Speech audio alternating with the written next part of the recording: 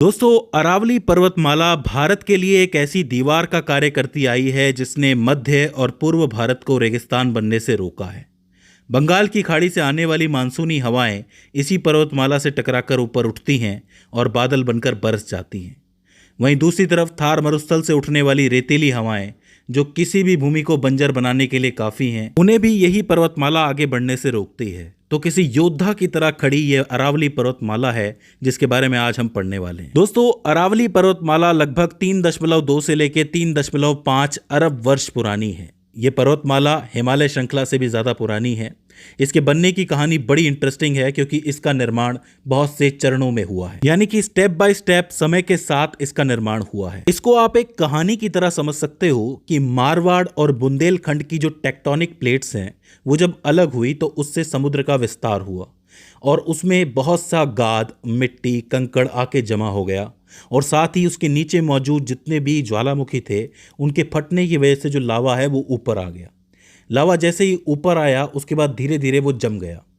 अब समझ लीजिए कि दो प्लेटों के बीच में लावा भी है, लावा की चट्टानें भी है और साथ ही गाद और कंकड़ पत्थर भी है। हुआ ये कि जो बुंदेलखंड की प्लेट थी वो धीरे धीरे करके इस मारवाड़ की प्लेट के नीचे जाने लगी।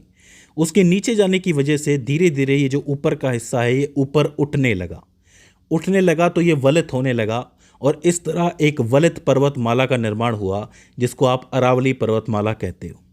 मैं आपको बता दूं कि जब भारतीय उपमहाद्वीप की प्लेट गोंडवाना लैंड से अलग हुई तो बहुत समय तक वो समुद्र में थी, मतलब समुद्र में तैरती हुई आगे बढ़ रही थी। तो उस समय कई भूकंपों का सामना इसने किया और फाइनली जाके जब एशियाई प्लेट में ये टकराई तो उसकी वजह से भी अरावली का बहुत सा निर्माण हुआ। तो आप ये कह सकते हो कि कोई एक चरण नहीं है, बहुत से चरणों में इसका निर्माण हुआ है। अगर वर्तमान स्थिति की बात करें तो ये पर्वतमाला दिल्ली, हरियाणा, राजस्थान और गुजरात में लगभग 670 से लेकर 750 किलोमीटर तक फैली हुई है। अगर आप इसकी पूरी दिशा देखोगे तो ये उत्तर पूर्व से दक्षिण पश्चिम तक फैली हुई है और इसकी औसत ऊंचाई लगभग 970 मीटर है। इसकी जो चौड़ाई है वो अलग अलग हिस्सों में अलग अलग है। 10 किलोमीटर से लेके 120 किलोमीटर तक चौड़ी ये हो सकती है। इसका सबसे ऊंचा शिखर गुरु शिखर है जो कि गुरु दत्तात्रेय के नाम पे रखा गया था। इसकी ऊंचाई लगभग 1722 मीटर है और ये गुरु शिखर जो है वो आबू क्षेत्र में आता है, जहां माउंट आबू भी आता है जो कि एक हिल स्टेशन है बहुत ही ज़्यादा फेमस। इसके अलावा अगर अन्य चोटियों की बात की जाए तो यहाँ पे आपको जरगा चोटी मिलेगी जो कि 1431 मीटर ऊंची है। रघुनाथगढ़ चोटी मिलेगी जो कि 1055 मीटर ऊंची है और खो चोटी भी मिलेगी जो कि 920 मीटर ऊंची है। अगर आप जलवायु की बात करोगे तो आप जलवायु को 3 हिस्सों में तोड़ सकते हो।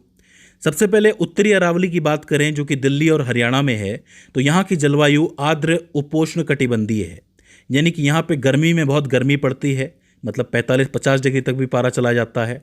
इसके अलावा बरसात के अंदर बरसात होती है, ठंड में अच्छी ठंड पड़ जाती है और साथ ही धूल भरी आंधी भी उठती है क्योंकि बगल में ही थार रेगिस्तान है। इसके बाद अगर आप मध्य अरावली की तरफ आओगे तो वो पूरी तरह राजस्थान में फैली हुई है और वहाँ की जलवायु शुष्क है, मतलब सूखी हुई है।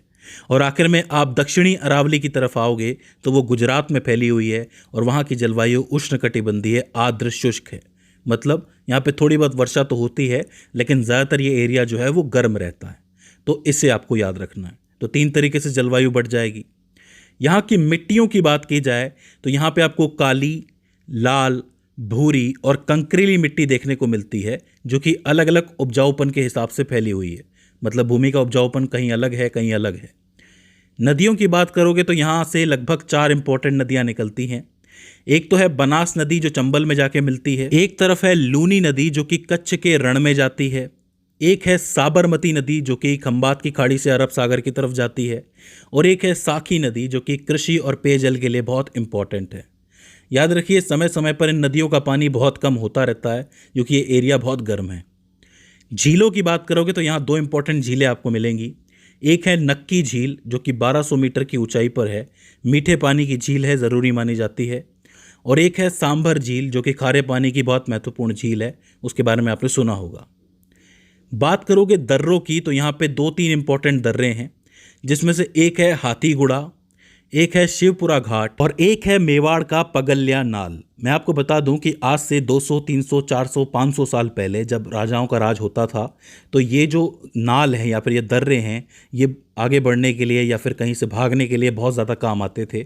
तो ऐसी स्थिति में ये दर्रे इंपॉर्टेंट हो जाते हैं जो कि पर्वतमाला को पार करने में मदद करते हैं। बात करोगे खनिजों की तो राजस्थान के 90% खनिज जो हैं वो अरावली में ही पाए जाते हैं, जैसे कि तांबा, जस्ता, सीसा, संगमरमर, ग्रेनाइट, पन्ना और गार्नेट। तो ये चीज़ आपको याद रखनी है, इंपॉर्टेंट खनिज है। संगमरमर बहुत ही इंपॉर्टेंट है क्योंकि ताजमहल के अंदर भी इसका इस्तेमाल हुआ था, तो ज़रूरी माना जाता है। बात करें यहाँ पे उगने वाली वनस्पतियों के बारे में तो आपको पता है कि यहाँ पे गर्मी बहुत होती है, पानी बहुत कम होता है। तो ऐसे में यहाँ पे शुष्क पर्णपाती वन पाए जाते हैं। अब ये पर्णपाती वन क्या होता है? देखो, ऐसे पौधे भी होते हैं जो गर्म जगहों पे गर्म मौसम में पनपते हैं। अब उन्हें ये बात पता होती है कि भाई पत्ते लगे होंगे तो पत्ते ज़्यादा पानी मांगेंगे और पानी जो है भाप बन के उड़ जाएगा। ऐसे में जो पेड़ पौधे होते हैं वो अपने पत्ते गिरा देते हैं। तो ऐसे पेड़ पौधों को आप पर्णपाती कहते हो। तो ये पर्णपाती कहाँ पाए जाते हैं? अरावली के अंदर, गर्म हिस्से के अंदर पाए जाते हैं। इसके अलावा यहाँ पे आपको झाड़ियाँ भी मिलेंगी और औषधीय पौधे भी मिलेंगे। अगर वन्य जीवों की बात की जाए तो तेंदुआ, सुनहरा सिहार, लकड़बग्गा और कुछ एक ऐसी प्रजातियां हैं जो लगभग विलुप्त होने की कगार पे हैं, वो यहाँ पाई जाती हैं।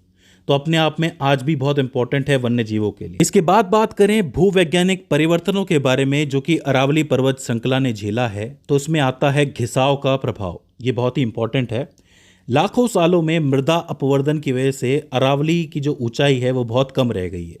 ऐसा माना जाता है, भूवैज्ञानिक तौर पर ऐसा खोज की गई है कि इसकी लंबाई भी कभी हिमालय की तरह हज़ारों मीटर में रही थी, जो कि अब बहुत ही कम रह गई है। साथ ही यहाँ लगातार अवैध खनन भी होते आए हैं, वनों की कटाई होती आई है, शहरीकरण होता आया है। इसकी वजह से यहाँ का पारिस्थितिक तंत्र बिल्कुल ही खत्म हो गया है। 1975 से लेकर 2019 के बीच में अरावली का लगभग 8% हिस्सा गायब हो गया है, जो कि बंजर भूमि और बस्तियों में बदल गया है। तो आप ये कह सकते हो कि कुछ हिस्सों में अरावली बस एक अवशिष्ट पर्वत बन के रह गया है, घिसा हुआ पर्वत जिसको आप कहते हो। तो आप देख लो कि एक तरफ तो हिमालय है जो कि युवा पर्वत है, जो कि बढ़ रहा है, एक तरफ अरावली है जो कि प्राचीन पर्वत है, जो कि घट रहा है। एक ध्यान देने वाली बात यह है कि उदयपुर, भीलवाड़ा और अजमेर जैसी घाटियां जो हैं वो लाखों साल के मृदा अपरदन के बाद यहाँ पे बसी हैं। तो मतलब अरावली पर्वतमाला के घिसने की वजह से उदयपुर, भीलवाड़ा और अजमेर जैसी जगह जो है वो एग्जिस्टेंस में आई है। पर एक इम्पॉर्टेंट चीज़ है जिसकी चिंता अब हमें खाने लगी है, वो ये है कि जैसे जैसे ये अवैध खनन बढ़ता जा रहा है उसकी वजह से अरावली की ऊंचाई धीरे धीरे बहुत ज़्यादा कम होती जा रही है। दिल्ली का जो राष्ट्रपति भवन है वो भी अरावली पर्वत पे ही बना हुआ है, रायसीना पहाड़ी के ऊपर बना हुआ है। सोचने वाली बात है कि अगर ये पर्वत श्रृंखला धीरे धीरे पूरी तरह घिस गई, इसका खनन कर डाला, तो मध्य और पूर्वी भारत के अंदर बारिश नहीं हो पाएगी क्योंकि हवाएं रुकेंगी नहीं और हवाएं सीधी निकल जाएंगी। दूसरी तरफ से थार रेगिस्तान की जो गर्म हवाएं हैं, खासकर रेत वाली हवा, वो वैसे ही अपनी चादर ओढ़ देगी। तो इस वजह से बंजर होने का खतरा बढ़ जाएगा। तो इसका मतलब ये जो पर्वतमाला है इसका संरक्षण फिलहाल बहुत ज़रूरी है, अन्यथा पूरा मध्य भारत और पूर्वी भारत इसको भुगतेगा। तो अब तक तो ये दीवार योद्धा की तरह खड़ी रही है। अब हमारा लक्ष्य है, हमारा कर्तव्य है कि हम इसको बचाएं। तो इसकी राह में हमें कदम उठाने की ज़रूरत है। तो दोस्तों, मुझे उम्मीद है कि आपको अरावली पर्वतमाला समझ में आई होगी और इस वीडियो से आपने कुछ ना कुछ नया ज़रूर सीखा होगा। इसके बाद भी इसके अंदर आपको कोई क्वेरी आती है, कोई दिक्कत आती है, तो आप हमें कमेंट सेक्शंस के अंदर बता सकते हैं।